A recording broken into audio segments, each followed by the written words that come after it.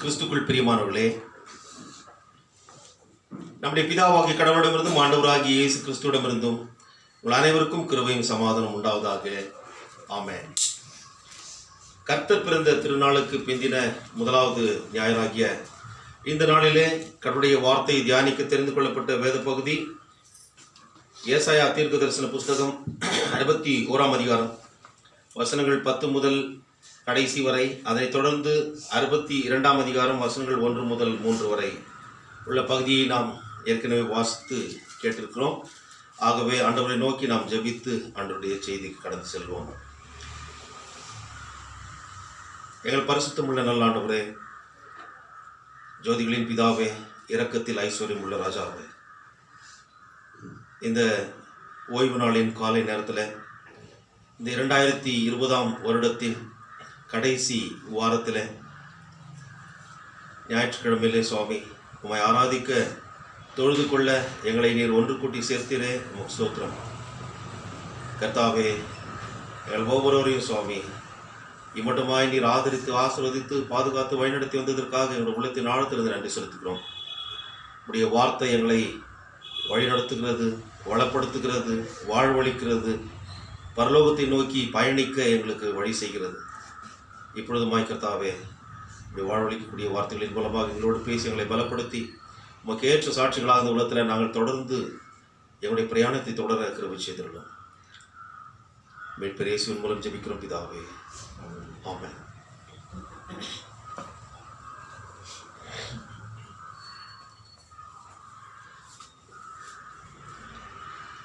கிறிஸ்துவுக்குள் பிரியமானவர்களே, ஏசாயா என்ற வார்த்தை அதற்கு அர்த்தம் என்ன என்று ஏற்கனவே உங்களுக்கு சொல்லியிருக்கிறேன். ஏசாயா என்றால் தி சால்வேஷன் ஆஃப் காட், கர்த்தரே ரட்சிப்பு என்று அர்த்தம். கர்த்தர் ஒருவரை ரட்சிக்கிறார் என்றால், மீட்கிறார் என்றால், விடுவிக்கிறார் என்றால் அவர்கள் ஏதோ ஒரு பிரச்சனையில் சிக்கிக் கொண்டிருக்கிறார்கள் என்று அர்த்தம். இல்லை என்றால் அவர்கள் மீட்கப்பட வேண்டிய அவசியம் இல்லை. இந்த உலகத்திலே கடவுள் தாம் தெரிந்து கொண்ட மக்களை ஆசீர்வதித்தார். அவர்களை எல்லா காரியங்களிலும் முதன்மையானவர்களாக வைத்து மற்றவர்களுக்கு அவர்கள் ஒரு சாட்சிகளாக விளங்கத்தக்கதாக அவர்களை ஏற்படுத்தினார். இஸ்ரவேலர் அவருடைய சித்தத்திற்கு ஆரம்பத்திலே அடிபணிந்தார்கள். பிறகு அவருடைய வழியை விட்டு விலகி அவர்கள் மனம் போன போக்கிலே போனதினாலே அவர்கள் வாழ்விழந்து போனார்கள். அவர்களை அடித்தார், அவர்களை நொறுக்கினார். அவர்களில் ஏராளமான பேர் மரித்தார்கள். அவர்களை ஆனாலும் கூட கடவுளுடைய சமூகம் அவர்களை விட்டு பிரிய மறுத்தது. ஏனென்றால் அவர்களை படைத்தவர் அவர், அவரை விட்டால் அவர்களுக்கு யார் கதி? அன்றைக்கு இஸ்ரவேல் மக்களுக்கு இருந்ததை போலத்தான் நமக்கும் கூட. கடவுளை விட்டால் நமக்கு வேறு கதி இல்லை. நம்மை சரி செய்ய வேண்டும் என்றால் அவரால் தான் முடியும். அதற்கு நாம் இணக்கமாய் இசைந்து கொடுக்கின்ற போது இந்த காரியம் சாத்தியமாகும். இந்த நாளின் செய்திக்கு தலைப்பை கொடுக்க வேண்டும் என்றால், பிரசங்க பகுதியில் a new life to the desolate people and the bestowing of peace for their restoration. வாழ்விழந்து கிடந்த மக்களுக்கு ஒரு புது வாழ்வை கொடுத்து அவர்களை மீட்டெடுத்து சமாதானத்தை அருளி செய்கின்ற தேவன். கிறிஸ்துவுக்குள் பிரியமானவர்களே, கடவுளுடைய கோபத்திற்கு ஆளான இஸ்ரவேல் மக்கள் அவருடைய முரட்டாட்டமான வாழ்க்கை, அடிமைத்தன வாழ்வுக்கென்று அவர்கள் கடைசியில் ஒப்பு கொடுக்கப்பட்டு சொல்லனா துயரங்களை அவர்கள் அனுபவித்து கொண்டிருந்த அந்த சூழ்நிலையிலே, அந்த வேதனைகளை சந்தித்த மக்கள் அவர்கள் தம் வாழ்க்கையிலே மனமாற்றமடைய செய்ய அவர்களுக்கு ஒரு வாய்ப்பு கிடைத்தது. ஏனென்றால் அவர்கள் வேதனைகளை அனுபவித்து அதனை தாங்க முடியாதபடிக்கு கூக்குரலிட ஆரம்பித்தார்கள். அந்த சத்தம் கடவுளுடைய தொனியிலே கேட்டது, அவருடைய செவியிலே கேட்டது. அவருடைய அந்த தொனி, அந்த வியாகுலத்தின் தொனி கடவுளுடைய காதிலே கேட்டது. அவர் நம்முடைய ஜபத்தை கேட்கிறவர், நம்முடைய கண்ணீரை பார்க்கிறவர், நம்முடைய கூக்குரலை கேட்கிறவர் என்பதை நம்முடைய முன்னோர்களாகிய இஸ்ரவேலர்கள் வாழ்க்கையிலிருந்து நாம் தெரிந்து கொள்ள முடியும். அவர்களை கடவுள் விடுவிக்க சித்தம் கொண்டவராய் தம் ஒரே குமாரனாகிய ஆண்டவராகிய இயேசு கிறிஸ்துவை மீட்பராக அனுப்பி அவருடைய வாழ்க்கையிலே ஒரு பெரிய மறுமலர்ச்சியையும் உயிர் மீட்சியையும் அவர்கள் பெற்று வாழ்விலே புது வாழ்வு காண அவர் செய்கிறார். அதைத்தான் இங்கே ஏசாயா 61ஆம் அதிகாரம் 1-4 வரை நாம் பார்க்கிறோம். ஏசாயா 61 முக்கியமாக கடவுள் மேசியாவை அபிஷேகம் பண்ணி எங்கே அனுப்புகிறார் என்று பார்க்கின்ற போது அங்கே மிக அழகான 1ஆம் வசனத்தில் இருக்கு, சிறுமைப்பட்டவர்களுக்கு சுவிசேஷம், oppressed. So he has chosen, he has anointed the Messiah to preach, to proclaim the good news to the oppressed people, the poor, the destitutes. அது மாத்திரமல்ல, அங்கே அந்த 3வது வசனத்தில் பார்க்கின்ற போது அவர்கள் கடவுளை விட்டு துரத்தப்பட்ட ஒரு சூழ்நிலையில வாழ்விழந்து போனார்கள். ஆனால் அவர்களுக்கு மறுபடியும் புது வாழ்வை கொடுக்க வேண்டும் என்பதற்காக அவர் அனுப்பினார். 3ஆம் வசனத்தில் பார்க்கின்ற போது சீயோனிலே துயரப்பட்டவர்களை சீர்படுத்தவும், அவர்கள் அதாவது சீர்படுத்தவும் என்றால் அவருடைய வாழ்க்கை எப்படி இருந்தது? சீர்கெட்டு போயிருந்தது, சீர்குலைந்து போயிருந்தது, சின்ன பின்னமாக்கப்பட்டிருந்தது. Their life has been totally ruined, and it was in a opposite manner. சின்ன பின்னமாக்கப்பட்டிருந்தது. அவர்களை சீர்படுத்த வேண்டும். So you will have to restore them to an orderly life. ஒரு அழகான ஒரு நிலைமைக்குள்ளாக அவர்களை கொண்டு வர வேண்டும், சீர்படுத்த வேண்டும். ஆகவே தன்னுடைய குமாரனாகிய ஆண்டவராகிய இயேசு கிறிஸ்துவை, மேசியாவை அனுப்புகிறதை இங்கே நாம் பார்க்கிறோம். அவர்களுக்கு அவர் வந்த பிறகு என்ன அவர் செய்கிறார்? சாம்பலுக்கு பதிலாக அவர் இனத்தை கொடுக்கிறார். சிங்காரத்தையும், துயரத்துக்கு பதிலாக ஆனந்த தைலத்தையும், ஒடுங்கின ஆவிக்கு பதிலாக துதியின் ஆவியையும் கொடுக்கவும் அவர் என்னை அனுப்பினார். கடவுள் கர்த்தர் தன்னுடைய ஒரே பேரான குமாரனாகிய ஆண்டவராகிய இயேசு கிறிஸ்துவை அனுப்பினார் என்று நாம் பார்க்கிறோம். அவர் தான் ஆண்டவராகிய இயேசு கிறிஸ்து. He has been deputed or he has been sent among us to provide. என்ன சாம்பலுக்கு பதிலாக சிங்காரம், என்ன அலங்காரம், அந்த ட்ரெஸ்.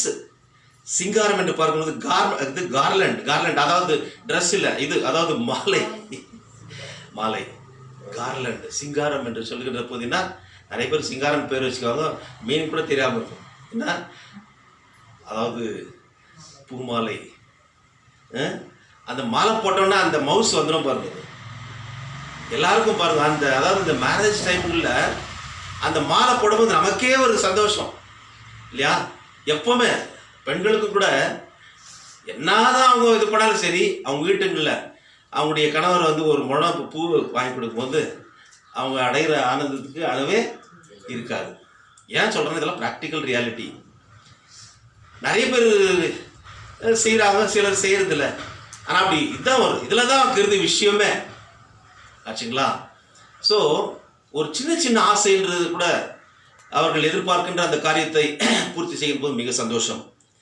இங்கே அதாவது சாம்பலுக்கு பதிலாக சிங்காரத்தை என்று சொல்லணும். சாம்பல் எதற்கு அடையாளம் என்று பார்க்கும்? துக்கத்துக்கு. அன்றைக்கு அவள் தவறு செய்த போது சாம்பலை பூசிக்கொண்டு ரட்டுடித்தி கொண்டு, அதாவது சாக் கிளாத் அதை போட்டுக்கொண்டு கடவுளுக்கு முன்பாக உட்கார்ந்து விடுவார்கள், ஜெபிப்பார்கள், அழுவார்கள், புலம்புவார்கள், சாஷ்டாங்கமாக விழுந்து கடவுளத்தில் கெஞ்சுவார்கள். இன்றைக்கு யாரும் அப்படி செய்யறதில்லை. இன்னைக்கு முட்டி போடுறது கூட என்ன பண்ணுறோம்? தயக்கப்படுறோம். அந்த மாதிரி ஃபெசிலிட்டி ஆகிட்டு இருக்குது. எல்லாம் உட்காந்து நல்லா அப்படி ஒரு கம்ஃபர்ட் ஜோனில் உட்காந்து அப்படி போகிற மாதிரி. ஆனால் அநேக திருச்சபைகளில் உட்கார்ந்து முட்டி போட்டு அந்த அந்த காலத்தில் நம்முடைய தாய் சபையில், நம்பிக்கை திருச்சபையில் இருக்கும்போது அந்த அந்த இந்த கயிறு மேட் இருக்காது, முட்டி போட்டால் காலெல்லாம் இந்த முட்டியெல்லாம் புண்ணு இதாகிடும், அப்படியே பள்ளமா. ஆனால் நல்லது. கடவுளுக்கு முன்பாக நாம் முழங்கால் படியிட்டு அவரை தொழுது கொள்கின்ற ஒரு பாக்கியத்தை அந்த காலத்தில் இருந்த விசுவாசிகள் முன்னோர்கள் செய்தார்கள். இன்றைக்கு காலம் மாறி போயிடுச்சு. அதனால் ஜெபிக்கிறதுக்கும் டைம் இல்லை, கடவுளுடைய வசனத்தை எடுத்து படிக்கிறதுக்கும் டைம் இல்லை, ப்ரேயர் பண்ணுறதுக்கும் டைம் இல்லை. இப்போ இன்னொரு ட்ரெண்ட் ஆகிட்டு இருக்குது. சர்ச்சுக்கு வந்தாக்க இந்த பர்டிகுலர் டைமில் முடிச்சுட்டா நல்லா இருக்கும் அப்படின்ற அளவுக்கு போயிடுச்சு. சில திருச்சபைகளை நெருக்கடியும் பண்ணுறாங்க. அதனால் தவறு. கர்த்தருடைய வார்த்தை இல்லாமல் ஒரு வாழ்க்கையில் ஒரு மனமாற்றத்தை பார்க்கவே முடியாது. எல்லாருக்கும் தேவை கடவுளுடைய வார்த்தை. கடவுளுடைய வார்த்தை மாத்திரமே மக்களை மாற்றக்கூடியது. இங்கே அந்த மக்கள் பட்ட கஷ்டத்திலிருந்து அவர்களுக்கு சாம்பலுக்கு பதிலாக சிங்காரத்தையும், அடுத்து துயரத்துக்கு பதிலாக ஆனந்த தைலம், கிளாட்னஸ், சந்தோஷம், ஆனந்த தைலம் வந்து கிளாட்னஸ் இன்ஸ்டெட் ஆஃப் மோர்னிங், அதாவது துயரத்துக்கு பதிலாக ஆனந்த தைலத்தையும், அதே போல ஒடுங்கின ஆவிக்கு பதிலாக துதியின் ஆடையும், mantle of praise instead of faint spirit. ஒடுங்கின ஆவிக்கு பதிலாக துதியின் ஆடை. வேதனைகள் பிரச்சனைகள் வருகின்ற போது தோய்ந்து போனவர்களுக்கு இப்பொழுது அவர் கொடுக்கின்ற ஒரு காரியம் என்ன? ஒரு டானிக் போல. ரொம்ப டயர்டாகுது, இப்போ நான் கூட இருந்தேன், எனக்கு என்ன இது கிடைச்சிது, இப்போ கொஞ்சம் தண்ணி கிடைச்சிது, உடனே என்னாச்சு, அது கொஞ்சம் இது ரிஃப்ரெஷ் ஆகுது, கொஞ்சம் ரிலாக்ஸ் ஆகுது. அதே போல தான் காலாகாலமாக ஒடுக்கப்பட்டிருந்த சூழ்நிலையில் இருந்த மக்களுக்கு கடவுள் கொடுக்கின்ற ஒரு காரியம், ஒடுங்கின ஆவிக்கு பதிலாக துதியின் உடையை அவர் கொடுக்கிறார். To provide the mantle of praise instead of faint spirit. கடவுளுடைய ஆண்டவராகிய இயேசு கிறிஸ்துவின் வரவினாலே புது வாழ்வு பெற்ற மக்கள் கர்த்தர் தம்முடைய மகிமைக்கென்று நாட்டின நீதியின் விருட்சங்கள் என்று சொல்லி இங்கே பார்க்கிறோம். So they will be called the oaks of righteousness. Oaks of righteousness. The Lord has planted them to display His glory. தன்னுடைய மகிமையை நிலைநாட்ட அப்படி ஏற்படுத்தினார். அவர்களை நிலைநாட்டவும் செய்யும் முடியும், அவர்களை நிலைக்குலையவும் செய்ய முடியும். அவர்கள் ஆரம்பத்திலே அவர்களுக்கு மிக அழகான ஒரு பரவசமான ஒரு வாழ்க்கையை கொடுத்தார். அதிலிருந்து அவர்கள் தவறி போனது நிமித்தமாக அவர்களை தண்டித்து அவர்களை நிலைக்குலைய செய்தார். மறுபடியும் நிலைநாட்டுகிறார். He is establishing the people who have been lost their life. So He is restoring them to a new glory, a new life in God. அவ்வளோ பெரிய ஒரு பாக்கியமான ஒரு காரியம் இல்லைங்களா? So the assurance of the transformation will take place from the very nature of God. இது மற்றவர்களால் யாரோ ஒருத்தரால் நடக்கிறல்ல, கடவுளுடைய அவருடைய குணாதிசயத்தினால் அவர் மூலமாகவே இப்பேற்பட்ட ஒரு மறுமலர்ச்சி, ஒரு மாற்றம், ஒரு புது வாழ்வு இவர்களுக்கு கிடைக்கிறது. இப்படி புது வாழ்வு பெற்ற மக்கள் துதி பாடலாக பாடுகின்ற காரியம்தான் இது. கடவுளை மகிமைப்படுத்துகின்ற காரியத்தை தீர்க்கன் ஏசாயா தன்னுடைய தான் பேசுகின்ற பாஷையில் அவர் சொல்கின்ற ஒரு காரியம், இஸ்ரவேலில் மீதியானவர்கள், the remnants of Israel பாடும் பாடலாக இங்கே இதனை விவரிக்கிறார். அதைத்தான் இங்கே 61ஆம் அதிகாரம் 10ஆம் வசனத்தில் பார்க்கிறோம். கர்த்தருக்குள் பூரிப்பாய் மகிழ்கிறேன். On their behalf he says, யாரு? ஏசாயா சொல்றார். அவருடைய சார்பாக இவர் சொல்லுகிறார், என் தேவனுக்குள் என் ஆத்துமா களி கூர்ந்து இருக்கிறது. மணவாளன் ஆபரணங்களினால் தன்னை அலங்கரித்துக் கொள்ளுகிறதற்கும் மணவாட்டி நகைகளினால் தன்னை சிங்காரித்துக் கொள்ளுகிறதற்கும் ஒப்பாக அவர் ரட்சிப்பின் வஸ்திரங்களை எனக்கு கொடுத்தி நீதியின் சால்வையை எனக்கு தரித்தார். அவர்களுக்கு ரொம்ப சந்தோஷம் இப்போ. ஏன்னா கடவுள் என்ன செய்கிறார்?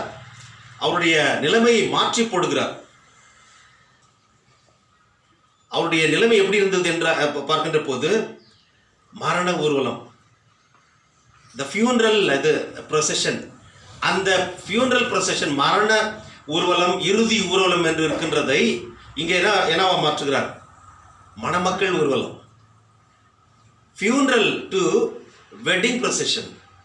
funeral to wedding procession எவ்வளவு வித்தியாசமாக இருக்குங்களா? funeralனா that is the end of their life. இது அவங்களுடைய கதை முடிச்சிச்சுன்னு சொல்லுவாங்க, செத்து போனவங்கள. ஆனால் நமக்கு மரணத்திற்கு பிறகு வாழ்வு இருக்கிறது. இங்கே பார்க்கின்ற போது வெட்டிங் என்று ஆரம்பிக்கின்ற போது, இதுவரைக்கும் எங்கெங்கோ தனித்தனியாக இருந்தவர்கள் இப்பொழுது திருமணத்தின் மூலமாக புது வாழ்க்கையை ஆரம்பிக்கிறார்கள், குடும்ப வாழ்க்கையை ஆரம்பிக்கிறார்கள். அங்கே அந்த அதாவது வெட்டிங் என்று சொல்லுகிறப்போ 2 பேர் சேர்ந்து அவர்கள் திருமணம் செய்து கொள்வது தான் வெட்டிங் என்று சொல்லி இல்லைங்களா. ஸோ ஜாயினிங் டு அது 2 மேல் அண்ட் ஃபீமேல் இருவர் அவர்கள் கடவுளால் இணைக்கப்படுகின்ற போது அந்த முப்பூரி நூல் அராது என்று சொல்லி கடவுளுடைய வசனம் இருக்கிறது. இங்கே God turns their funeral procession to a wedding procession. முடிந்து போன வாழ்க்கை ஆனால் இங்கே அவர்களுக்கு துவங்குகிறது. அது மாத்திரமல்ல கிறிஸ்துவ பிரியமானவர்களே, அவர்கள் இந்த மக்கள் செய்த இன்னொரு காரியம் என்னென்று பார்க்கின்ற போது அதாவது மணமக்கள் அந்த அலங்காரம் பாருங்க ரொம்ப அழகா இருக்கும். மணமகன் அந்த அலங்கரித்துக் கொள்வதற்கும் மணவாட்டி நகைகளினால் தன்னை சிங்காரித்துக் கொள்வதற்கும். இப்போ யூஸ்வலா மணமகன் ட்ரெஸ் இது போடாருன்னா இது மேரேஜுக்கு என்னென்ன போடுவார்? சூட்டு போடுவார், இந்த காலத்துக்கு வழக்கம். அடுத்து சூட்டு, மாலை, டை, மோந்திரம், ஓகே, செயின் பாருங்க எல்லாம் சேர்த்து இன்னும் ஆட் பண்ணிட்டே வரீங்க. ஸோ மேக்சிமம் அவ்வளோதான் நினைக்கிறேன் கிட்டத்தட்ட. ஆனால் பெண்ணுக்கு அலங்காரம் வந்து பாருங்க அது ஸ்பெசிஃபிக்காக போட்டுக்காங்க. மணவாட்டி நகைகளினால் தன்னை அலங்கரித்துக் கொள்கிறாள். 1000 தான் அது இது காஞ்சிபுரம் சாரி இருந்தாலும் சரி, சில்க் சாரி இருந்தாலும் நகைகளினால் அலங்கரித்துக் கொள்கிறாள்னு சொல்லி. முகேஷ் அம்பானியுடைய மகளுடைய மேரேஜ் ஒருவேளை நீங்கள் வாட்ஸ்அப்பில் பார்த்துருப்பீங்க. இங்கேருந்து ஆரம்பித்து ஃபுல்லாக வருது அப்படியே சரசரமாக. ஆனாலும் எல்லாருக்கும் அந்த வாய்ப்பு கிடைக்கலனாலும் அதனால தான் மகிழ்ச்சி வரணுன்றது கிடையாது. ஒன்றுமில்லாதவர்களிடத்துல எவ்வளோ சந்தோஷம் அது அவங்களுக்கு இருக்காது. அவ்வளோ 1000 இருக்கும், ஆனால் 1008 பிரச்சனை இருக்கும் அவங்களுக்கு. 1000 இருந்தாலே 1008 பிரச்சனை அவங்களுக்கு இருக்கும். கிறிஸ்துக்குள் பிரியமானவர்களே, இங்கே இவர்களை அலங்கரிக்கிறார். அலங்கோலமான வாழ்க்கையை அலங்கரிக்கிறார். அலங்கரித்து நீதி ரட்சிப்பு என்னும் வஸ்திரங்களை எனக்கு உடுத்தி நீதியின் சால்வை எனக்கு தரித்தார். இவ்வளோ அழகான கடவுள் இல்லைங்களா? இப்பேற்பட்ட ஒரு நிலைமை வர்றதுக்கு காரணம் அவர்கள் இந்த மக்கள் இந்த மீட்பை அவர்கள் பெற வேண்டும், விடுதலை பெற வேண்டும், புது வாழ்வு வர அவர்கள் நீண்ட நெடுங்காலமாக அவர்கள் கடவுளுடைய சன்னிதானத்தில் கதறி கொண்டிருந்தார்கள், கூக்குரலிட்டுக் கொண்டிருந்தார்கள், முறையிட்டுக் கொண்டிருந்தார்கள். நீதியின் வஸ்திரங்களினால் கடவுள் நம்மை அலங்கரித்து அவரில் நாம் மீட்படைய செய்வார் என்று அவர்கள் காத்து கொண்டிருந்தார்கள். They waited for a long time. காத்து கொண்டே இருந்தார்கள். எல்லாவற்றுக்கும் ஒரு காலம் உண்டு என்று சொல்லி பிரசங்கில நம்ம பார்க்கணும் இல்லையா? எல்லாவற்றுக்கும் நட ஒரு காலம் உண்டு, நட்டதை பிடுங்க ஒரு காலம் உண்டு, அழ ஒரு காலம் உண்டு, நடனமாட ஒரு காலம் உண்டு. இப்படி எல்லாவற்றுக்கும் ஆனால் கடவுளுடைய ரட்சிப்பு வரவர்கள் காத்திருந்தார்கள். 62ஆம் அதிகாரம் 1-3 வசனம் வரைக்குமாய் நாம் பார்ப்பதற்கு முன்பதாக 11ஆம் வசனத்தில் பார்க்கணும். 61:11 அவர்களின் கொண்டாட்டத்திற்கான கர்த்தர் நீதியையும் துதியையும் முளைக்க பண்ணி அவர்களுடைய பாலைவன வாழ்க்கையை சோலைவனமாக மாற்றினார். பாலைவனத்தில் என்ன போட்டா விளையுமா? இவருடைய வாழ்க்கையில் அப்படிதான் இருந்தது. ஆனால் அங்கே பாலைவனத்தில் ஒரு இடம் பசுமையாக இருக்கும். அதுக்கு இன்னொரு பேர் சொல்லுவாங்க. என்ன? பாலைவனத்தில் ஒரு சோலைவனம் சொல்லும்போது அதுக்கு இங்கிலீஷில் ஒரு வார்த்தை சொல்லுவாங்க, ஒயாசிஸ். அந்த இடம் போனால் அவ்வளோ அழகாக இருக்கும். அவங்களுக்கு வர்ற அந்த நிம்மதி அதுக்கு எவ்வளவு விலை கொடுத்தாலும் அதுக்கு ஈடாகாது. பாலைவனமாக இருந்தவருடைய வாழ்க்கையை சோலைவனமாக மாற்றி அவைகளில் அது விளைச்சல் வரத்தக்கதாக கடவுள் மாற்றுகிறார் என்றால் he gives life to their lost life. he restores.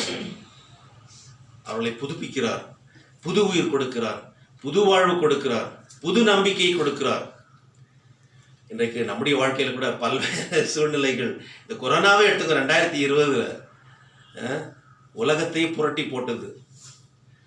முடிகிற நேரத்தில் கொஞ்சம் ஆறுதலாக இருக்கிற நேரத்தில் பிரிட்டனில் இன்னொரு வகையான இது வந்திருக்குது, இன்னொரு தொற்று. இது இன்னும் வீரியமிக்க ஒரு தொற்று என்று சொல்கிறார்கள்.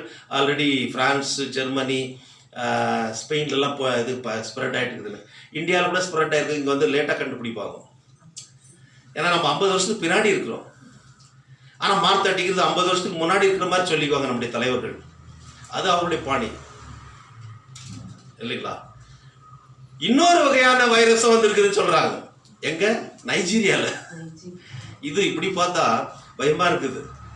ஆனாலும் கூட கடவுள் நம்மோடு கொடுக்கிறார் என்ற ஒரு தைரியம் நமக்கு இருக்கிறது. 2021 வருஷத்துல இவைகளெல்லாம் முறியடிக்க நமக்கு பலத்தை கொடுத்து நம்மை காப்பாற்றுவார் என்ற ஒரு நம்பிக்கை, விசுவாசம் நமக்கு உண்டு. ஏனென்றால் நம்முடைய அப்பா நம்மோடு கூட இருக்கின்ற போது, கடவுள் நம் பட்சத்தில் இருக்கின்ற போது நமக்கு விரோதமாக எழுவும் யாராலுமே முடியாது. அவருடைய அன்பை விட்டு நம்மை அவரையும் நம்மை சேர்த்திருக்கின்ற இந்த அன்பை விட்டு யாராலுமே பிரிக்க முடியாது.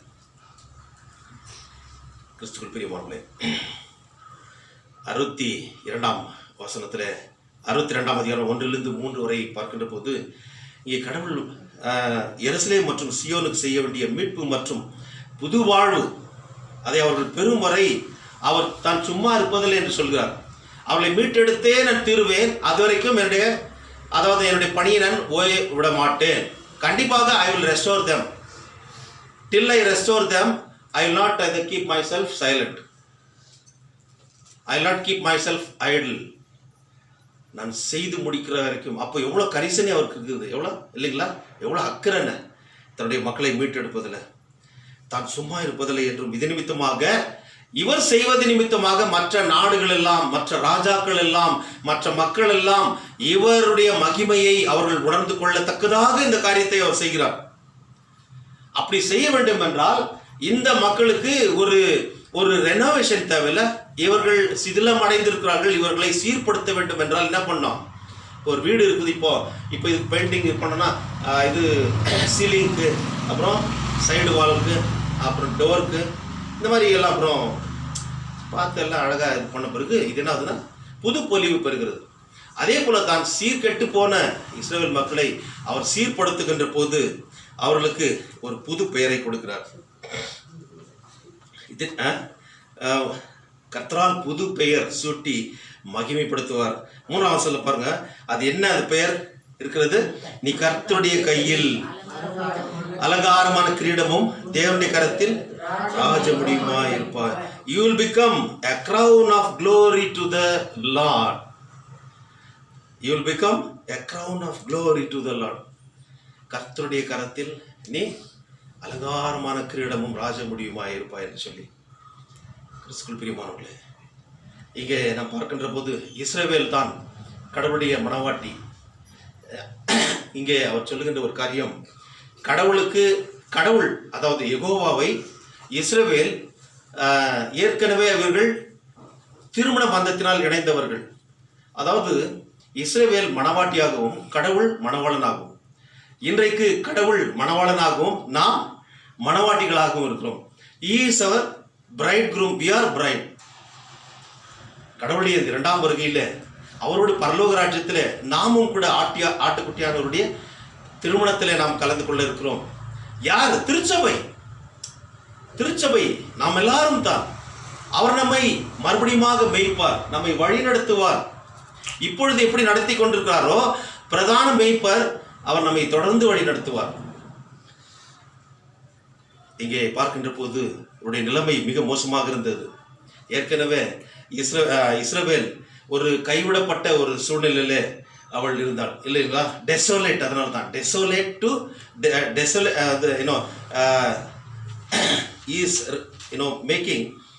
making the desolate people to desolate to a delightful life. Sorry, அந்த வார்த்தை வராதனால கொஞ்சம் கைவிடப்பட்டவளுக்கு ஒரு புது வாழ்வு கொடுத்து பரவசம் அடைகின்ற ஒரு வாழ்க்கையை அவர் ஏற்படுத்துகிறார். கிறிஸ்துவுக்குள் பிரியமானவர்களே, Israel was forsaken by the Lord. அவருடைய பாவத்து நிமித்தமாக கைவிடப்பட்ட ஒரு வாழ்க்கையை வாழ்ந்து கொண்டது. பாருங்க, ஒரு ஹஸ்பண்ட் அண்ட் ஒய்ஃப்னா, ஒரு மனைவி கைவிடப்பட்ட ஒரு சூழ்நிலைன்னா ஏதோ பெரிய பிரச்சனை இல்லை. அவர் மறுபடியும் ஒன்று சேர்கின்ற போது தான் அங்கே ஒரு சந்தோஷம். இல்லை என்றால் அங்கே அவள் கைவிடப்பட்டவள், ஃபர்சேக்கன். இல்லைன்னா நம்ம அது நம்ம சாதாரண வார்த்தையில் சொன்னால் என்ன சொல்லுவாங்க, வாழா வெட்டினோ. வாழா வெட்டினா கிட்டத்தட்ட விடோ போல தான் நிலைமை. வாழா வெட்டியா இருக்கின்ற இஸ்ரவேலுக்கு மறுபடியும் வாழ்வு கொடுக்கிறார். கடவுள் சொல்லுகிறார், நீ கர்த்தரால் கைவிடப்பட்டவளாய் இருந்தாய். 62:4 வசனத்தில் நீ இனி கைவிடப்பட்டவள் அல்ல, நீ கர்த்தரால் கைவிடப்பட்டவளாய் இருந்தாய், ஆனால் கடவுள் உன்னை விவாகரத்து செய்யவில்லை. He has not divorced you. You have been departed from him, but he has not divorced you. இவ்வளோ அழகான ஒரு வார்த்தைங்களா. தூரம் போயிட்டு இருந்த நீ கைவிடப்பட்டவளாக இருந்த காரணம் நீ தான். ஆனால் மறுபடியும் உன்னை சேர்த்துக் கொள்கிறார். ஏனென்றால் அவர் உண்மையான மனவளன் சேர்த்துக்கொள்ள கடவுளால் புது நாமம் பெறுகின்ற போது இவள் மேல் உள்ள வழக்குகள், குற்றச்சாட்டுகள் எல்லாவற்றையும் கடவுள் என்ன பண்றாரு, மறந்து போகிறார், மன்னிக்கிறார். அதைத்தான் அங்கே நாம் பார்க்கிறோம். அறிஞர் அண்ணா கூட சொன்னார், மறப்போம் மன்னிப்போம். இங்கே இந்த வசனத்தின் அடிப்படையில தான் அண்ணாதர் கூட சொன்ன அந்த காரியம். நிறைய வசனம் பைபிள்ல இருந்து எடுத்து தான் அவர் எழுதினார். ஏற்கனவே சொன்ன செவ்வாழைன்ற ஒரு சிறு கதை கூட அங்கே அந்த தாவீது உரியாவினுடைய மனைவியை அவனை கொன்று அதனை அபகரித்துக் கொள்கிற, அவளை பச்சைபாளையை அபகரித்துக் கொள்கின்ற ஒரு காரியத்தை ஒரு சின்ன கதை மூலமாக சொல்லுகிறார் நாத்தான், தீர்க்கதரிசி நாத்தான். அதை தான் அண்ணாதுரை கூட செவ்வாழை என்ற ஒரு சிறுகதையாக எழுதினார். இங்கே கூட இந்த மறப்போம் மன்னிப்போம் என்று சொல்லி அண்ணா சொன்னார் என்றால் அறிஞர் அண்ணா இந்த வார்த்தையை தழுவித்தான் அவர் சொன்னார். தாமஸ் வாட்சன் என்பவர் சொல்கிறார், மன்னிப்பு என்றால் எப்பேற்பட்டது என்று சொல்லி, கிருபை என்னும் வெள்ளி தட்டில் வைக்கப்பட்ட பொற்பழமே மன்னிப்பு.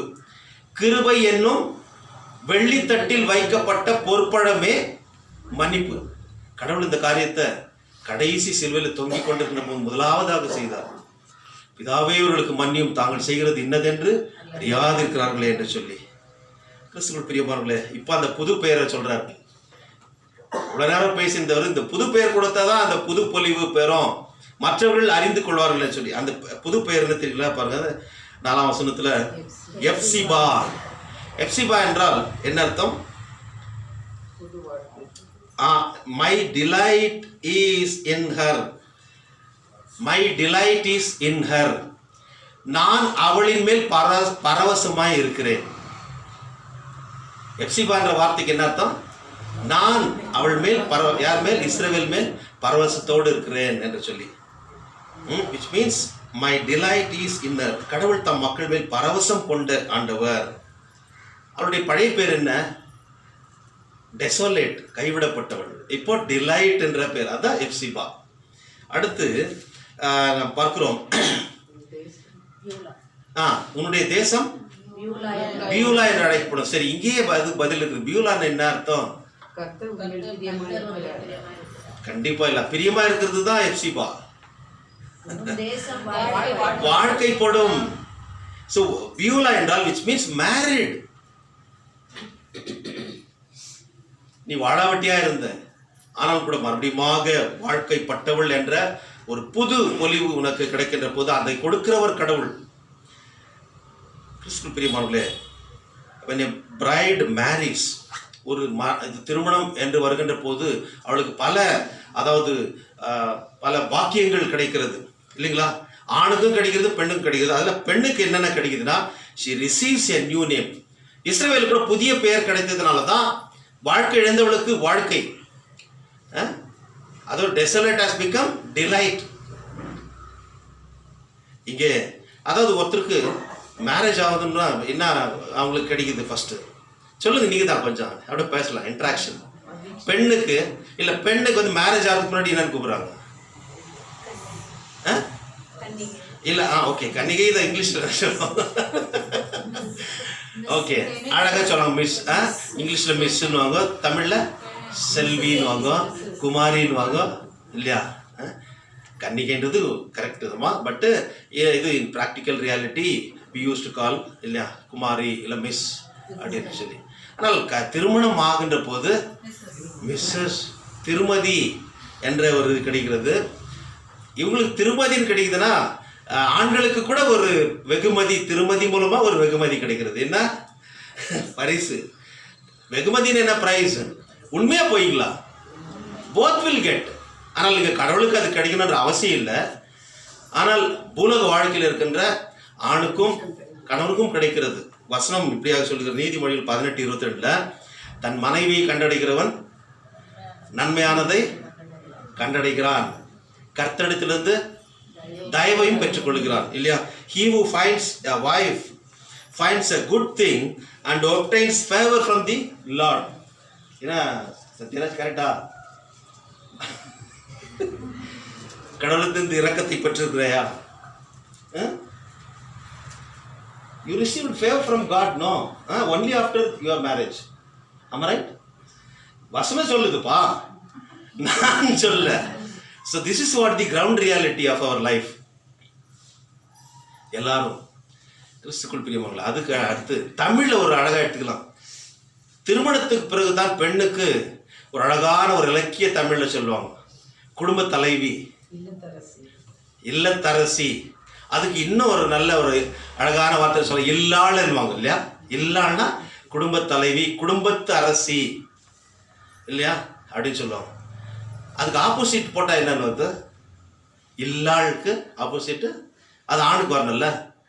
இல்லான்னு சொன்னால் என்ன மீனிங்கு? இல்லான்னா ஒன்றும் இல்லாதவன் அர்த்தம். தகுதி இல்லாதவன் இல்லை, ஒன்றும் இல்லாதவன். ரொம்ப சாதாரண வார்த்தையில் ஓட்டாண்டின்னு சொல்லிடுவாங்க. அது போல ஒன்றும் இல்லாதவன் என்று சொல்லி இல்லான். ஆனால் இல்லாள்னு சொல்லுகின்ற போது குடும்ப தலைவி. So she is the head of the family என்ற ஒரு அனுபவத்தை பொருள். இஸ்ரவேலுக்கு கூட அந்த ஒரு பெரிய பாக்கியத்தை ஆண்டவர் கொடுக்கிறார். வாழ்க்கை இழந்த உனக்கு புது பெயர் சூட்டி அவர் அழகு பார்க்கிறார் கடவுள். நாகும் தீர்க்க தரிசன புஸ்தகத்தில் 1:7 பார்க்கிறோம், கர்த்தர் நல்லவர், இக்கட்டு நாளிலே அரணான கோட்டை, தம்மை நம்புகிறவர்களை அவர் அறிந்திருக்கிறார். தம்மை நம்புகிறவர்களை அறிந்திருக்கிறார் என்று பார்க்கும்போது ஆங்கிலத்தில் he cares for those who trust in him. He cares for those who trust in him. அவரை நம்பியிருக்கிறவர்களுக்கு அவரை அவர் அறிந்திருக்கிறார். அவர்களுடைய தேவைகளை சந்திக்கிறார், அவர்களை அழகுபடுத்துகிறார், அவர்களை அலங்கரிக்கிறார், அவர்களை ஆசீர்வதிக்கிறார், அவர்களை பலப்படுத்துகிறார், பாதுகாக்கிறார். எல்லாம் சொல்லிட்டு போகலாம் இந்த விஷயத்தில். இங்கே இஸ்ரவேல் கர்த்தராகி யெகோவாவினால் வாழ்க்கைப்பட்டவளாக இருக்கிறாள். ஆனால் இந்த சிறப்பு அவளுக்கு எப்பொழுது கிடைக்கிறது பார்க்கின்ற போது, ஒரு மனமாற்றத்தை, ஒரு மனம் திரும்புதலை அவளுக்குள்ளாக அவள் ஏற்படுத்தி கொண்டு கடவுளோடு ஒப்புரவாகின்ற போது தான். Only when she joins with God, கடவுளோடு சேர்கின்ற போது தான் அந்த ஒப்புரவாகுதல் என்றது வருகிறது இல்லை? ஒப்புரவாகுதல் ஊழியத்தை கூட பவுல் அப்போஸ்தலன் கொரிந்தியருக்கு எழுதுகின்ற நிருபங்களில் மிக அழகாக எழுதுகிறார். பிரிவினைகள் என்று ஏற்படுகின்ற போது அங்கே அந்த ஒப்புரவாகுதல் மிக முக்கியமாக ஏற்படுகிறது. கிறிஸ்துக்குள் பிரியமானவர்களே, இன்றைக்கு நாம் வாசிக்க கேட்ட நிருபத்தில் பார்க்கின்ற போது, கலாத்தியர் 4:7 பார்க்கின்ற போது, we call Jesus Christ as அப்பா. ஏனென்றால் நியாயப்பிரமாணத்தின் பிரகாரமாக இந்த மக்கள் கடவுளை அப்பா என்று கூட முடியாத படிக்க இஸ்ரவேலில் இருந்தார். ஆனால் நாம், கடவுள் அந்த நியாயப்பிரமாணத்தின் படி ஒவ்வொரு காரியத்தையும் செய்தவர், நீதி நியாயத்தின் பிரகாரமாக செய்தவர். இங்கே அவரை நம்மை எப்படி அவர் மாற்றிருக்கிறார் என்றால், ரொம்ப அழகான வார்த்தைங்க பாருங்க. அது அவருடைய சுதந்திரவாளிகளாக மாற்றிருக்கிறார்.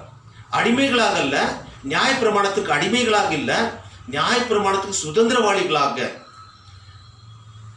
அவரும் நியாயப்பிரமாணத்துக்கு கீழ்பட்டிருந்தார். நாமும் நம்முடைய முற்பிதாக்கள் போல நியாயப்பிரமாணத்திற்கு கீழ்பட்டிருந்தோம். ஆனால் கூட அதிலிருந்து நம்மை மீட்டெடுத்தார். ஏனென்றால் நியாயப்பிரமாணத்துக்கு நம்ம அடிமையும் இல்லை. நியாயப்பிரமாணம் சொல்லுகின்றபடி செய்யவில்லை என்றால் தண்டனை. ஆனால் கடவுள் அந்த தண்டனை ஏற்றுக்கொண்டது நிமித்தமாக, இல்லை நான் மத்தியஸ்தனா நான் வந்துட்டேன், நான் ஏன் பிள்ளைங்கோ என்னை தண்டியும் ஆண்டவர் என்று சொல்லி தன்னை ஒப்பு கொடுத்தார். So we got the privilege to be his children. அப்பா பிதாவே என்று சொல்லி நாம் கூப்பிடுறோம். ஆனால் இஸ்ரவேல் மக்கள் அடோனாய் என்று தான் சொல்கிறார்கள், யாவே என்று சொல்வதில்லை, யெகோவா என்று சொல்வதில்லை. நம்ம என்ன சொல்றோம்? ஏசப்பான்னு சொல்றோம். எவ்வளோ பெரிய பாக்கியத்தை அவர் கொடுத்திருக்கார். கிறிஸ்துக்குள் பிரியமானவர்களே, இன்றைக்கு வாசி கேட்ட சுவிசேஷ வாக்கியத்தில் பார்க்கின்ற போது லூக்கா 2:22-40 இந்த ரட்சகரை காண 2 மக்கள் காத்து கொண்டிருக்கார்கள். 2 மக்கள் காத்து கொண்டிருக்கார்கள். அங்கே நியாயப்பிரமாணத்தின்படி ஆண்டவராகிய இயேசு கிறிஸ்து அவர் அதாவது தன்னை அவருடைய பெற்றோர்கள் ஒப்பு கொடுக்கிறார்கள் இல்லைங்களா? அங்கே அந்த இது லூக்கா எழுதின சுவிசேஷத்தில் பாருங்க 2:22-40 வரைக்குமே பார்க்கின்ற போது 22ஆம் வசனத்தில் 23ஆம் வசனத்தில் பார்க்கும்போது எக்ஸோடஸில் பார்க்கின்ற போது யாத்ராகும் 13:1 தலைச்சன் பிள்ளைகள், மூத்த ஆண் பிள்ளைகள், முதல் பிள்ளைகள் கடவுளுக்கு என்று ஒப்பு கொடுக்கப்பட வேண்டும். இது கூட ஆண்டவராகிய இயேசு கிறிஸ்துவை ஒப்பு கொடுக்கிறார்கள். ஒப்பு கொடுக்கின்ற ஒரு பியூரிஃபிகேஷன் இல்லைங்களா, அந்த ஒரு நிகழ்வு ஏற்படுகிறது. Every first born male has to be consecrated to the Lord. எல்லா தலைச்சன் பிள்ளைகளும் கடவுளுக்கு என்று ஒப்பு கொடுக்கப்பட வேண்டும். ஆண்டவராகிய இயேசு கிறிஸ்து கூட நியாயப்பிரமாணத்தின்படி ஒப்பு கொடுக்கிறார். இந்த மக்கள் காத்து கொண்டிருந்து ரட்சகரை பெற்றெடுத்த பிறகு கடவுளுக்கு என்று ஒப்பு கொடுக்கிறார்கள். அடுத்ததாக சிமியோனை பற்றி நாம் பார்க்கிறோம். சிமியோன் 25ஆம் வசனத்திலிருந்து தொடர்ச்சியாக 35 வரைக்குமே பார்க்கின்ற போது சிமியோனை பற்றி சொல்லப்படுது. சிமியோன் என்ற ஒரு பெரிய வயசானவர் பற்றி 113 வயசு அந்த வயதான ஒரு விசுவாசி கடவுளுடைய வருகைக்கு இஸ்ரவேலில் ஆறுதல் உண்டாக அவர் காத்து கொண்டிருந்தார் என்று பார்க்கிறோம். இஸ்ரவேலில் ஒரு ஆறுதல் வருமா என்று சொல்லி எல்லா யூதர்களும் ஜபம் பண்ணுவாங்க. இஸ்ரவேலில் ஒரு ஆறுதல் வருமா என்று சொல்லி, ஏன்னா இந்த ஜபம் அவர்கள் சொல்லி சொல்லி சொல்லி ஏன்னா 400 வருஷமா மலாக்கி தீர்க்க தரிசனம் உரைக்கப்பட்டதுக்கு பிறகு 400 வருஷம் கடவுள் அவரிடத்துல யாரிடத்திலுமே பேசல. அதனால இவர்கள் ஐயோ இஸ்ரவேலிருந்து ஒரு ஆறுதல் வருமா, இஸ்ரவேலிருந்து ஒரு புது வாழ்வு வருமா, ஒரு புது நம்பிக்கை கிடைக்குமா, a message of hope. they have been waited to receive a message of hope. அந்த ஆறுதலுக்காக இவரும் காத்து கொண்டிருந்தவர். ஆண்டவராகிய இயேசு கிறிஸ்துவை குழந்தையை கொண்டு வந்த போது கரங்களில் அவர் ஏந்தி கொண்டு அவர் நன்றியோடு பாடுகிறார். அந்த வசனம் பாருங்க, ரொம்ப அழகா இருக்குது. ஆண்டவர் அவரை தன் கரங்களில் ஏந்தி கொண்டு தேவனை ஸ்தோத்திரித்து 28-29 ஆண்டவரே உமது வார்த்தையின்படி உமது அடியேனை இப்பொழுது சமாதானத்தோடு போக விடுகிறீர். பிரஜாதிகளுக்கு பிரகாசிக்கிற ஒளியாகவும் உடைய ஜனமாகி இஸ்ரவேலுக்கு மகிமையாகவும் தேவரீர் சகல ஜனங்களுக்கு முன்பாக ஆயத்த பண்ணின உடைய ரட்சினத்தை என் கண்கள் கண்டன. I have seen your salvation. I have seen the Messiah. இயேசு கிறிஸ்துவை நான் பார்த்து விட்டேன். இதற்காகவே நான் காத்து கொண்டிருந்தேன். அன்றைக்கு இஸ்ரவேல் மக்கள் காத்து கொண்டிருந்தார்கள், புது வாழ்வு கிடைத்தது. இன்றைக்கு இந்த பெரியவர் காத்து கொண்டிருந்தார், அவருக்கு புது தெம்பு, மகிழ்ச்சி. இப்போ என்னன்றார் அவரு? இப்போ சொல்றதுதான் மிக முக்கியமான வார்த்தை, உம்முடைய ரட்சணத்தை என் கண்கள் கண்டது என்று சொல்லி 29ஆம் வசனத்தில் அவர் சொல்ற அந்த வார்த்தையை தான் நம்ம ஒவ்வொரு முறையும் ராபோஜனத்துக்கு பிறகு அந்த பாட்டை நம்ம பாடுவோம். ஆண்டவரே உமது வார்த்தையின்படி உமது அடியேனை சமாதானமாய் போகிறீர்கள். அதாவது லாட்டின்ல அதுக்கு என்ன அர்த்தம்னா நன்ஸ் டிமிட்டிஸ் என்று சொல்லி அர்த்தம். நன் டிமிட்டிஸ் என்று சொல்லி, அப்படி என்றால் now you dismiss me, என்னை அனுப்பிவிடும். அப்படின்னா நான் இப்போ செத்தேன்னா கூட பரவாயில்ல சாமி, நான் செத்து போனா பரவாயில்ல, என்னுடைய ரட்சிப்பை நான் பார்த்து விட்டேன். இதுதான் என்னுடைய பெரிய லட்சியமாக இருந்தது என்னுடைய வாழ்க்கையில். இப்போ நான் செத்தேன்னா கூட பரவாயில்ல, இது வரைக்கும் நான் காத்திருந்தேன், பார்த்து விட்டேன், என்னை சமாதானத்தோட அனுப்பும். எவ்வளோ ஒரு நிம்மதியில், ஒரு பூர்ண நிம்மதி ரட்சகரை பார்த்து. ஏனென்றால் அவர் காத்து கொண்டிருந்தார். கிறிஸ்துக்குள் பிரியமானவர்களே, நாமும் கூட இந்த உலகத்தில் வாழ்கின்ற போது கிறிஸ்துக்காக நாம் காத்திருக்க வேண்டும். அவருடைய ரட்சிப்புக்காக, அவருடைய விடுதலைக்காக, நம்முடைய வாழ்க்கையிலே விடுதலை, நம்முடைய குடும்பங்களிலே விடுதலை, நம்முடைய தேசத்திலே ஒரு விடுதலை, பாவத்திலிருந்தும் சாபத்திலும் நரகாக்கிலும் வாழ்ந்து கொண்டிருக்கின்ற மக்களுக்கு ஒரு விடுதலையை அவரால் தான் கொடுக்க முடியும். ஜபத்திலே நாம் காத்திருக்க வேண்டும். அவரிடத்துல கூக்குரலிட்டு போராடி போராடி காத்து கொண்டிருக்க வேண்டும். நாமும் இறங்கி செய்ய வேண்டும். ஏனென்றால் 113 வயசு, அவர் வீட்டிலேயே முடங்கி கிடக்கல, ஆலயத்துக்கு வந்திருக்கிறார். அதே போல தான் அடுத்த சம்பவம் பார்க்கிற கிறிஸ்துவுக்குள் பிரியமானவர்களே, ஒரு அன்னாள் என்ற ஒரு விதவை, 84 வயது. 7 வருஷம் புருஷனோடு வாழ்ந்தவள். ஆனால் அதன் பிறகு என்ன இது, என்ன சின்ன வயசுலேயே என்ன விதவையாக்கிட்டாருன்னு சொல்லிட்டு அவர்கள் நொந்து போகவில்லை. கடவுளை என்னுடைய மணவாளன் என்னை படைத்த தெய்வம் என்று சொல்லி கடவுளுக்கு தன்னை ஒப்பு கொடுத்து அவர்கள் செய்த காரியம் என்ன? Anna devoted her life to serving God by worship, fasting, prayers. She joins with Simeon in this song. ஜபத்தினாலும் உபவாசத்தினாலும் கடவுளை ஆராதிப்பதிலும் நாள்தோறும் ஆலயத்தில் அவள் தங்கியிருப்பதை அவள் விரும்பினாள். கிறிஸ்துக்குள் பிரியமானவர்களே, தந்தை பெர்க்மான்ஸ் கூட சொல்கின்ற போது அந்த சங்கீதம் 84:10 சொல்றார், வேறிடத்தில் 1000 நாள் வாழ்வதை காட்டிலும் உம்முடைய ஒரே நாள் இருப்பது எனக்கு ரொம்ப சந்தோஷம் சுவாமி. சங்கீதம் 84:10 அதை மையமாக வைத்து எழுது. வேறிடத்தில் 1000 நாள் வாழ்வதை விட உம்மிடத்தில் இருப்பது மேலானது, உம்முடைய சமூகத்தில் வாழ்வது, உம்முடைய ஆலயத்தில் வாழ்வது மேலானது என்று சொல்லி. இந்த அம்மா கூட 84 வயது விதவை. அவர்கள் காத்து கொண்டிருந்தார்கள். இவர்கள் மாத்திரம் காத்து கொண்டிருக்கவில்லை, இஸ்ரவேலிலே எருசலேமிலே ரட்சிப்பு வர காத்து கொண்டிருந்த எல்லா மக்களுக்கும் இவர்கள் அந்த ரட்சகரை குறித்து அறிவித்தார்கள் என்று சொல்லி பார்க்கிறோம் 38ஆம் வசனத்தில். அவளும் அந்நேரத்தில் வந்து நின்று கர்த்தரை புகழ்ந்து எருசலேமிலே மீட்புக்காக காத்திருந்த யாவருக்கும் அவரை குறித்து பேசினாள். ஆம், கிறிஸ்துக்குள் பிரியமானவர்களே, நாமும் கூட ஆண்டவராகிய இயேசு கிறிஸ்துவை போல நியாயப்பிரமாணத்தின்படி நாம் அவர் கடவுளுக்கென்று நாம் ஒப்பு கொடுக்க வேண்டும். சிமியோனை போல அவருடைய ரட்சிப்புக்கென்று, அந்த மகிழ்ச்சிக்கென்று, அவர் கொடுக்கின்ற அந்த நித்திய மகிழ்ச்சிக்கென்று நாம் காத்திருக்க வேண்டும்.